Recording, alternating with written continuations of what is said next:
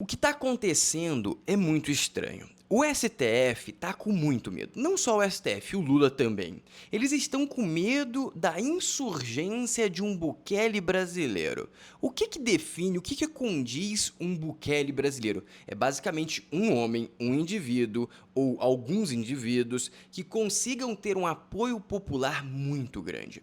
Quando eu falo muito grande, eu estou falando acima de 70%. Por quê? Se o indivíduo chega no poder com esse nível de apoio, e isso só acontece por alguns fatores que eu já vou falar para você. Se isso acontece, esse indivíduo chega com muito poder e ele pode simplesmente corrigir as grandes falhas que estão acontecendo no Brasil. Falhas que talvez você lembre, você tenha algumas críticas de coisas ruins que estão acontecendo no Brasil. E outro ponto, em paralelo, começou outra coisa estranha. O STF começou a criticar o sistema eleitoral brasileiro. Ou seja, eles estão com medo de um Bukele existir, nascer, vamos dizer assim, e agora eles estão criticando o sistema eleitoral que eles tanto defenderam. E agora eles estão fazendo uma proposta de um novo sistema eleitoral. Ou seja, tá tudo muito nebuloso. E eu vou mostrar para vocês as notícias na íntegra, para vocês tirarem as suas próprias conclusões.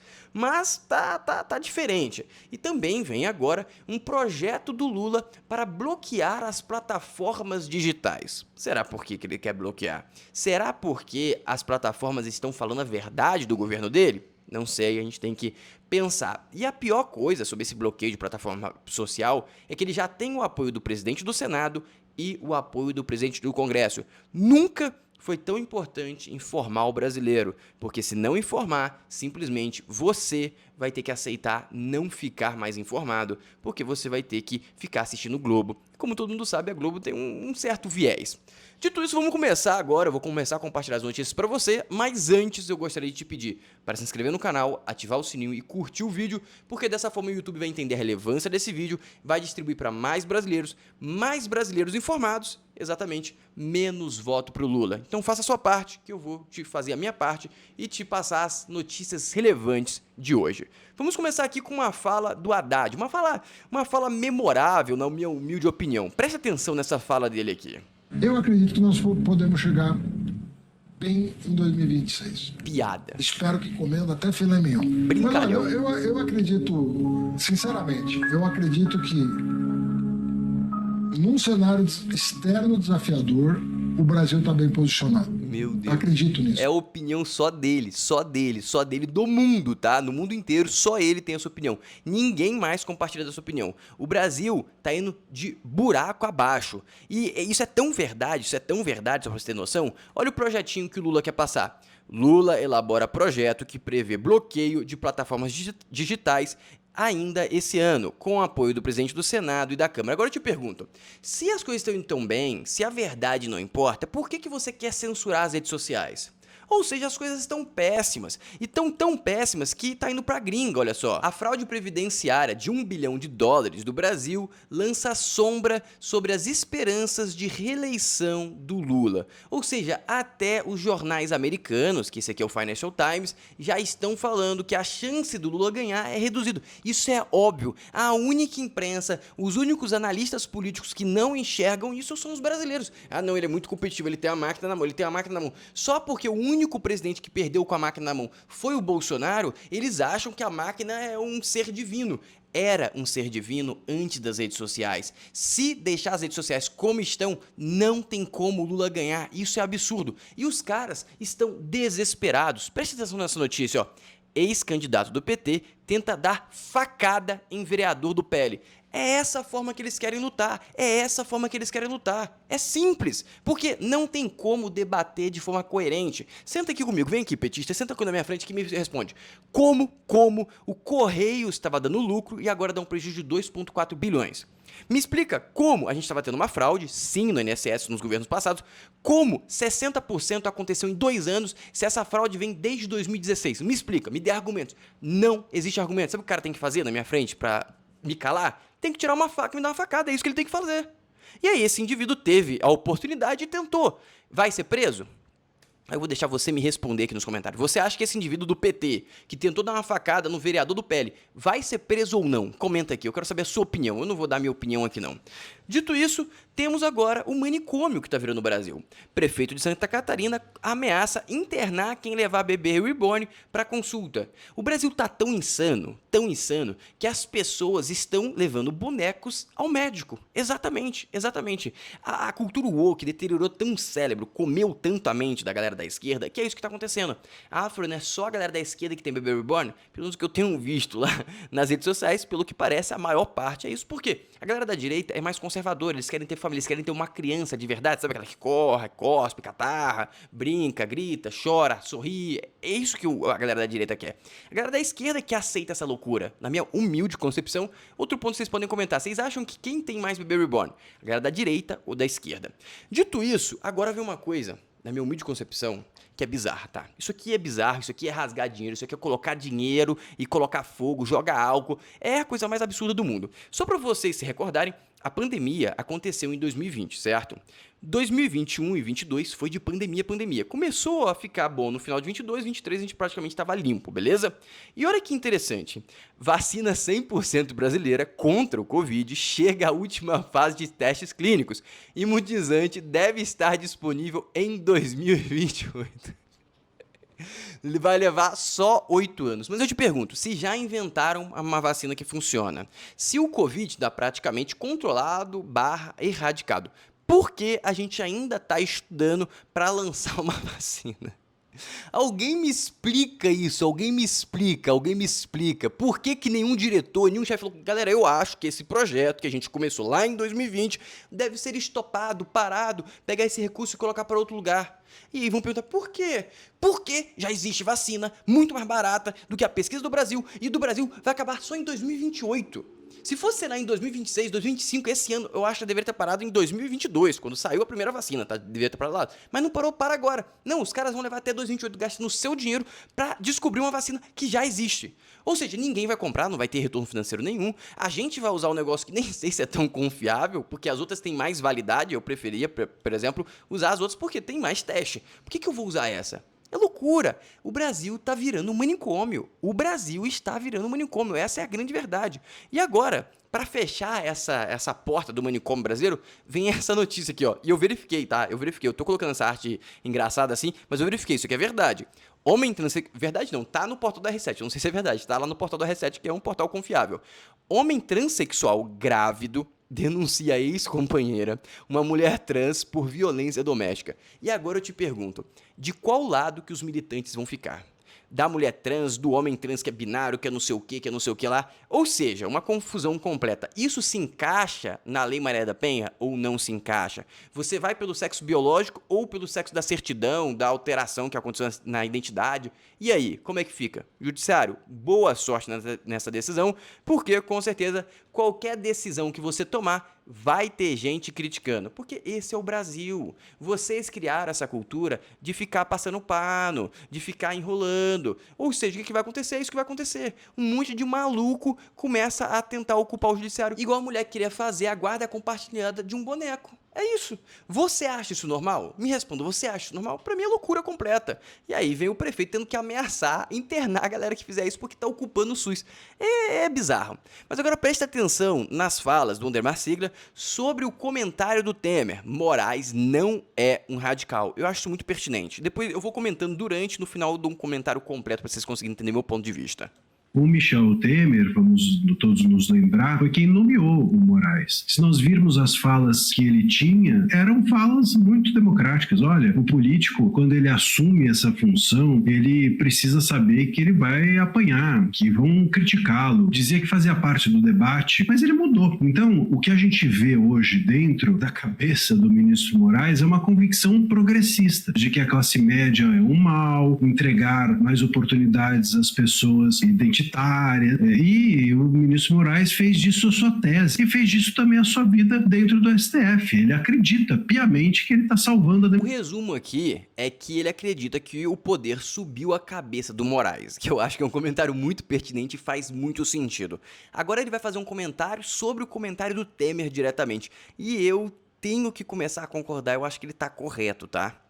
democracia, não tenho dúvida. Eu realmente acho que ele é um convicto, e os convictos são os piores, porque são os menos flexíveis, os menos maleáveis. Então, eu creio que o Temer, ele tem essa imagem, como todo pai. E a gente precisa talvez também entender que o Michel Temer, ele hoje é um personagem interessante na República, o grande conciliador da República. Lembre-se que o Michel Temer foi quem sentou com Bolsonaro e com Moraes e tem tentado, muito provavelmente, fazer algum tipo de conciliação para que o STF não se autodestrua, porque é isso que o STF está fazendo, se autodestruindo e destruindo a sua credibilidade, a sua imagem com tudo que tem feito com ele próprio e conosco. E talvez o Temer seja essa pessoa que esteja tentando conciliar esse STF radicalizado com uma possibilidade do Congresso pensar no meio termo entre a anistia e a revisão das penas, enfim, o Temer está no meio. Talvez essa fala dele também seja nesse sentido. Olha, o Moraes é uma pessoa capaz de negociar, mas Na minha opinião, eu acho que faz em parte sentido o Temer estar com lembranças do passado sobre o Moraes,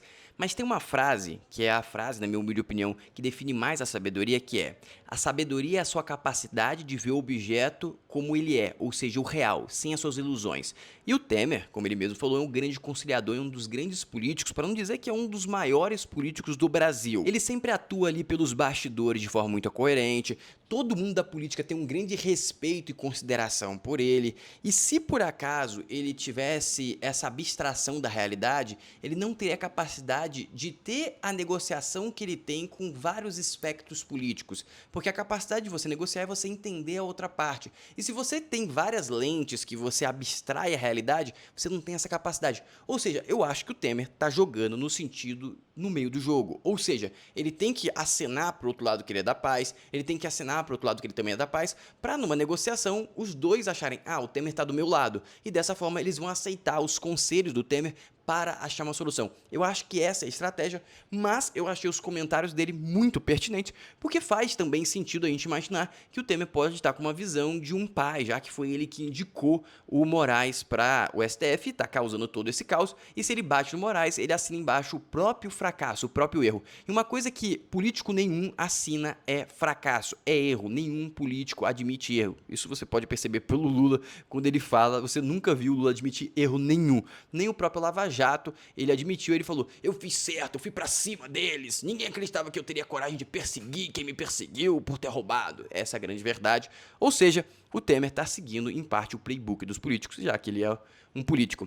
E agora vem uma parte que é um aviso muito importante para você que tem idoso na família ou qualquer pessoa que sofreu os golpes ou que é aposentado pelo INSS. Agora tá tendo um golpe sobre o golpe, presta atenção.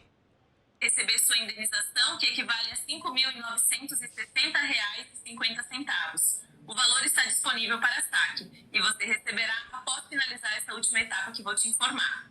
É necessário efetuar o pagamento do imposto sobre o valor da sua indenização, que equivale a uma taxa de R$ 61,90. Após você finalizar o pagamento dessa taxa de imposto, você receberá o valor completo na sua chave Pix no mesmo minuto. É de extrema importância que você conclua neste momento, pois a desistência do recebimento causará bloqueio do seu valor indenizado. Um golpe sobre o golpe. O cara já foi roubado no INSS, agora vem um golpista com informações privilegiadas, muito provavelmente, enviando e-mail, enviando SMS, falando exatamente isso para roubar o cara. Ou seja, é uma grande vergonha e trambique atrás de trambique. Então compartilha esse vídeo, envia pra galera, falando: ah, olha só, tem esse golpe. Avisa pros seus pais, para quem você sabe que foi afetado, ou que acha que foi afetado, ou que é aposentado, que pode acabar caindo. Ou seja, avisa, porque é mais uma forma de roubar os mais pobres. E eu não duvido nada de ter algum político envolvido nesse trambique, porque normalmente isso tem informação privilegiada. E agora eu vou mostrar um número para vocês que eu achava que era muito menor, tá? Senado acumula 55 pedidos de impeachment contra os ministros do STF. Exatamente. Eu pensava que era em torno de 12, tá? 13 e tal. São 55. Ou seja, é uma panela de pressão aquecendo, tá? É uma panela de pressão aquecendo. Já teve 55 momentos que faziam sentido, tinha alguma viabilidade jurídica ali para impeachment alguém do STF.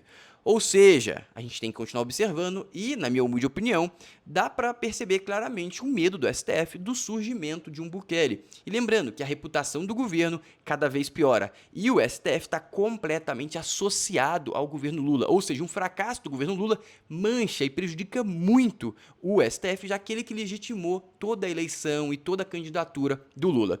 Dito isso, agora mais uma estatal está indo para o buraco por causa dessa gestão incrível do Lula. Presta atenção. Sinal de alerta: Banco do Brasil pausa projeções de lucro em meio ao agravamento de calotes no agro. Exatamente. O que acontece? Normalmente quando a empresa faz lá o seu call anual, ele fala, esse ano eu espero lucrar tanto, eu espero faturar tanto, eu espero ter tanto de margem. Todos os bancos fazem isso. É muito comum os bancões fazerem isso. E agora eles suspenderam. Por que eles suspenderam? Porque basicamente o último resultado foi péssimo. Caiu mais de 12% das ações, todo mundo entrou em desespero e, para piorar a situação, teve esse comentário aqui que eu acho que é o prego no caixão. Banco do Brasil não vai desacelerar o crédito mesmo após a surpresa negativa no balanço de ICO. Ou seja, eles vão continuar dando dinheiro para quem não consegue pagar, porque o agro é o setor que mais pega dinheiro com o Banco do Brasil, eles são os grandes emprestadores de dinheiro do agro. E o que está acontecendo? O agro está quebrando. Por que o agro está quebrando? Os juros está muito alto, amigo. A gente está falando de um juro de mais de 14%.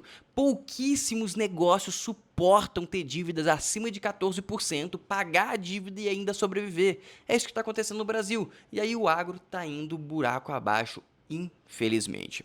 E agora vamos para a linha de entender as críticas do STF ao sistema judiciário. Presta bastante atenção. Primeiro vamos começar com isso aqui, tá? Nada a declarar. STF impede o UOL, uma imprensa que tende muito à esquerda, de auditar sistema de distribuição de processos do tribunal. Existe um boato, que eu não estou afirmando que é verdade, tá?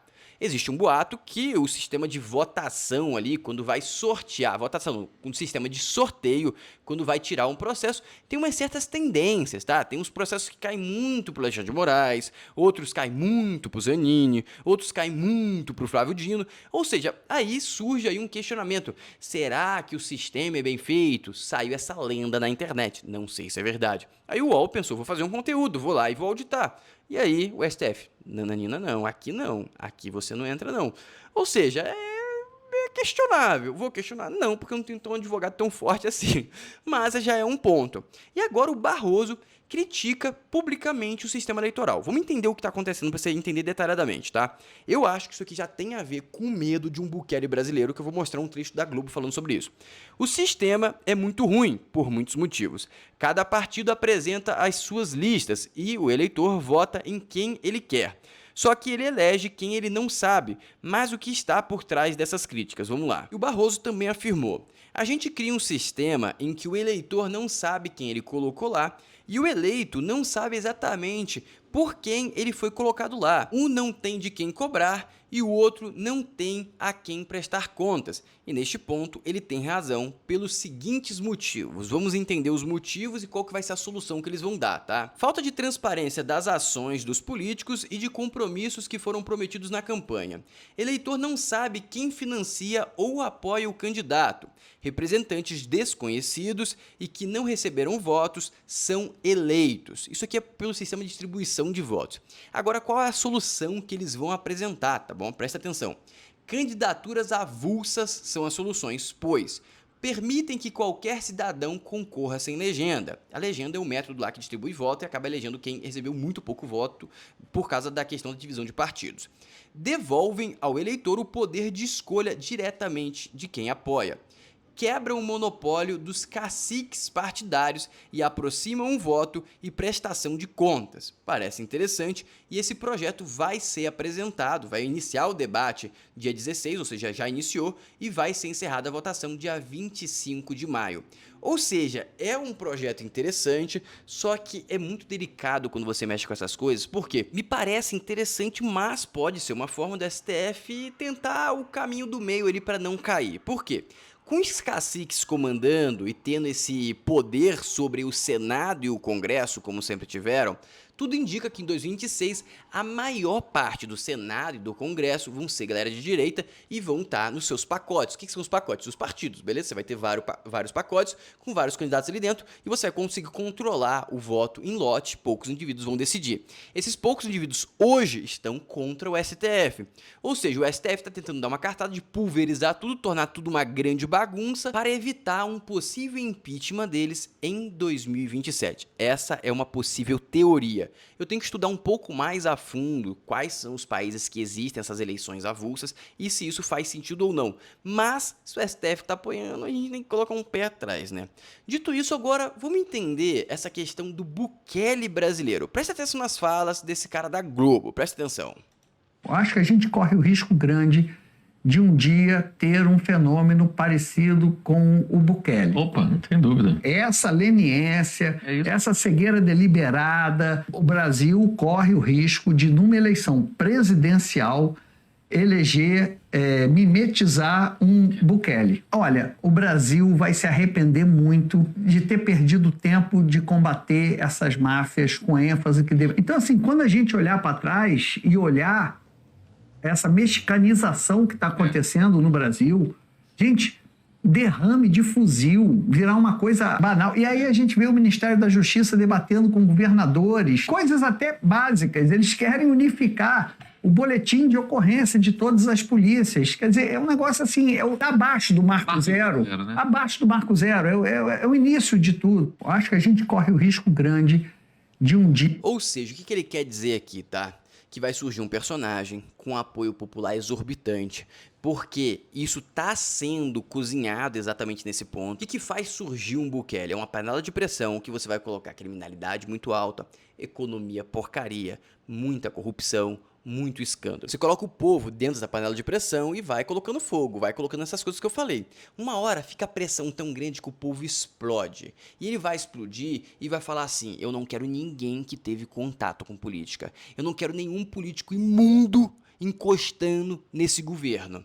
E aí vai começar uma eleição e vai surgir alguém com um discurso muito extremista, como, por exemplo, o Pablo Marçal fez o caos aqui na prefeitura de São Paulo. Ou seja, o Pablo Marçal já é uma memetização do Bukele, já é um personagem parecido. Agora imagina o Pablo Marçal subindo à presidência com 70% de apoio. Eu acho que um dos primeiros passos que ele vai dar, já que ele já foi perseguido e está sendo perseguido pelo STF, é dar uma limpa no STF. Porque se o povo está do lado do Marçal, se o povo está do lado do presidente, ele consegue fazer isso muito fácil. Ninguém vai querer se opor a 70% da população. E lembrando que, por exemplo, o Bolsonaro, mesmo não tendo esse apoio tão relevante ainda, ele está desafiando o STF a prendê-lo. Me prende, então me prende.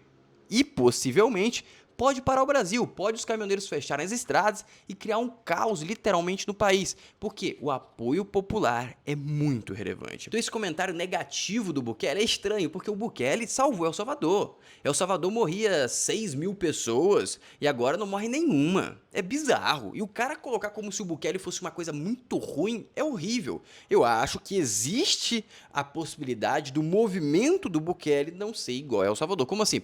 Se eleger alguém com muito poder e ele pegar e preparar uma ditadura, colocar uma ditadura e até as pessoas acordarem, a vaca já foi pro brejo. O Chaves foi eleito democraticamente com apoio popular. Depois tudo foi por água abaixo e ele criou uma ditadura. Ou seja, existe esse risco. Só que se a gente escolher bem, a gente pode também ter o efeito de um El Salvador da vida, que é zerar a criminalidade, melhorar a economia e fazer simplesmente o óbvio que a gente não faz, porque a gente tem muito político corrupto. E essa é a grande verdade.